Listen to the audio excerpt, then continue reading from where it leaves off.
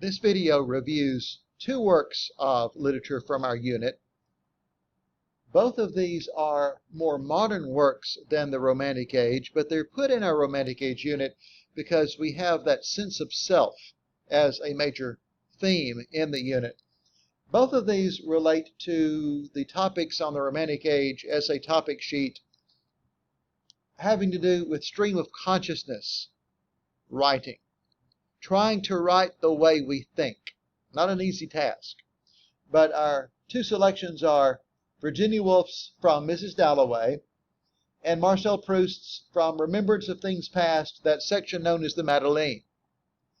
Both of these highlight very well all the way through. You can pick out any particular section that you want to see how the person jumps from thought to thought to thought as they come up with whatever it is they're trying to think of.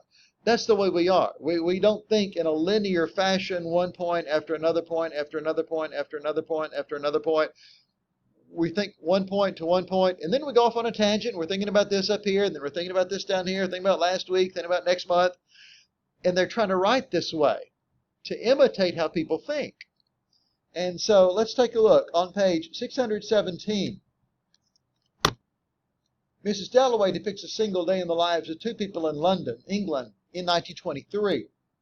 It frequently switches from the point of view of Clarissa Dalloway, a woman who spends the day preparing for a party, and Septimus Smith, a World War I veteran who suffers from mental illness. This excerpt is the opening scene of the book and is told from Mrs. Dalloway's perspective. But she shifts back and forth. She remembers when she was a girl, now that she's an adult, and so we go back and forth and back and forth, the way we all do in our minds when we think about things. What a lark, what a plunge!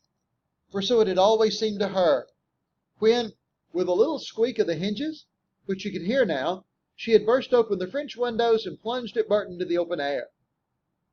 How fresh, how calm! Stiller than this, of course, the air was in the early morning, like the flap of a wave, the kiss of a wave, chill and sharp, and yet, for a girl of 18 as then she was, solemn, feeling as she did, standing there at the open window, that something awful was about to happen. She stiffened a little on the curb, waiting for Dirtnell's van to pass. A charming woman, Screw Purvis thought her, knowing her as one does know people who live next door to one in Westminster. A touch of the bird about her, of the jay, blue-green, light, vivacious, though she was over 50, and grown very quiet since her illness. There she perched, never seeing him, waiting to cross, very upright. So not only do we have a main character, for example, described in some stream of consciousness writing, but the author herself, in this case, lets other characters chime in with their thoughts as well. A suspense, but that might be her heart, affected by influenza, before Big Ben strikes. There, out it boomed. First a warning, musical, then the hour, irrevocable. The leaden circles dissolved in the air. So the music playing right before the hour strikes at the clock tower, the Elizabeth Tower it's called now. Big Ben is the bell inside the Elizabeth Tower. So right before Big Ben chimes, there's a little musical composition, and then the hour strikes. Such fools we are, she thought, crossing Victoria Street, for heaven only knows why one loves it so, how one sees it so, making it up, building it around one, tumbling it, creating it every moment afresh. In people's eyes, the swing, tramp and trudge. In the bellow and the uproar, the carriages, motor cars, omnibuses, vans, sandwich men shuffling and swinging, brass bands, barrel organs. All of these sensations of life to her make her happy. And so we begin with just a very, very simple thing. She's going to go out. She's going to buy some flowers for a party. That's what it's about. And rather than have one of her servants do it, she decides she's going to go out and buy the flowers herself for her party. But while she's out there, all these sensations of the city remind her of her past, or give her some good memories, and she looks around and sees everything and just feels happy by being a city girl, by seeing everything that's lively in that city. So that's a stream of consciousness style of writing. Another, and a longer selection, is on page 637, and that's from a 7-volume work that Marcel Proust did called Remembrance of Things Past. And this is just a little episode in it called the Madeleine. A Madeleine is a little pastry that's folded over in a scalloped fashion. Many years had elapsed, during which nothing of Combray, save what was comprised in the theater and the drama of my going to bed there, had any existence for me, when one day in winter as I came home, my mother, seeing that I was cold, offered me some tea, a thing I did not ordinarily take. I declined at first, and then for no particular reason changed my mind. She sent out for one of those short, plump little cakes called Petite Madeleine, which look as though they had been molded in the fluted scallop of a pilgrim shell.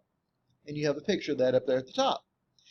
And then he said, no sooner had the warm liquid and the crumbs with it touched my palate than a shudder ran through my whole body.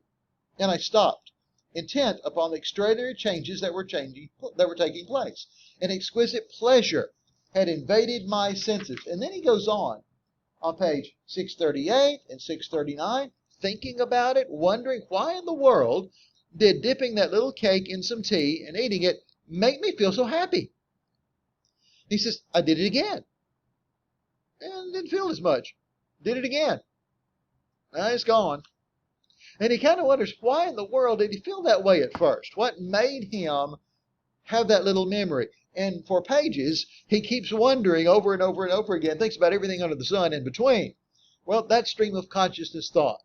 One thought leads to another thought, leads to another thought. Maybe we get back around to our main thought, and he does, because finally, on page 639, what you have numbered in your book is paragraph 6. And suddenly the memory returns. The taste was of that little crumb of Madeleine, which on Sunday mornings in Cambrai, back in his hometown, because on those mornings I did not go out before church time, when I went to say good day to her in her bedroom, my Aunt Leonie used to give me dipping it first in her own cup of real or lime flowered tea.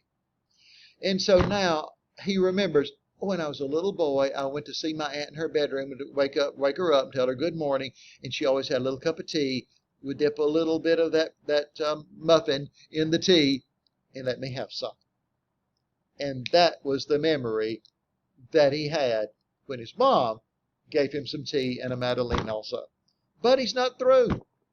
That then launches another set of thoughts and memories for him. And he goes on page 640, describing, just as the Japanese amuse themselves by filling a porcelain bowl with water and steeping in it little crumbs of paper, which until then are without character or form, but the moment they become wet, stretch themselves and bend and take on color and distinctive shape, become flowers or houses or people, permanent and recognizable.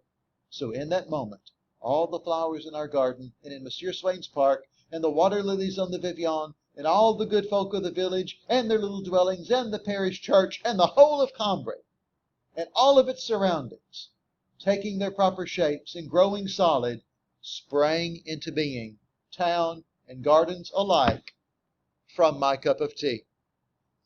And so because this happened back in his hometown, and it gave him a good memory, now he starts thinking about his hometown and all the things that he experienced and all the buildings, things he hadn't thought about in years and years and years.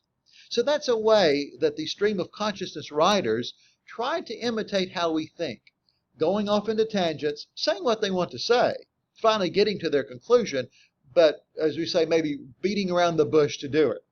But that is the human process. That's how we process things. They're not in a straight line. They're not linear. They are all over the place. And it's a very difficult task to try to imitate that on paper without losing the reader. And so some folks like Virginia Woolf and Marcel Proust are simply masters at doing that kind of thing. So is James Joyce, who, if you remember, wrote our short story Araby that we had earlier in our book. He's also known as a very, very prominent stream of consciousness writer.